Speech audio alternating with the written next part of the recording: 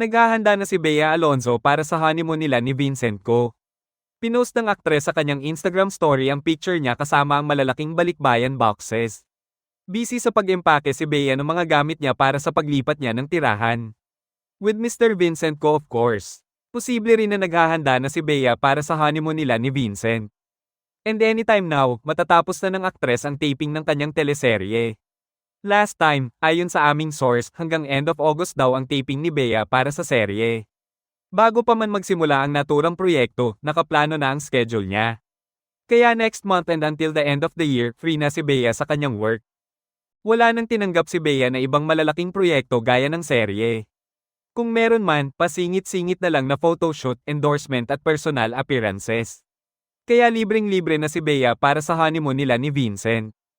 And more time to enjoy ang pagiging misis ni Vincent Co ng aktres. Kaya huwag magtaka na baka bago matapos ang taon ay magka-baby na sina Mr. and Mrs. Co.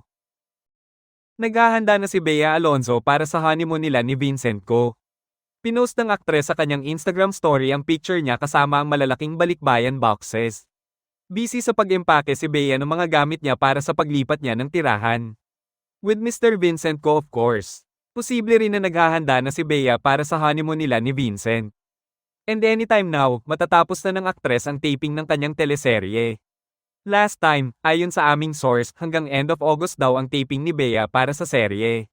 Bago pa man magsimula ang naturang proyekto, nakaplano na ang schedule niya. Kaya next month and until the end of the year, free na si Bea sa kanyang work. Wala nang tinanggap si Bea na ibang malalaking proyekto gaya ng serye.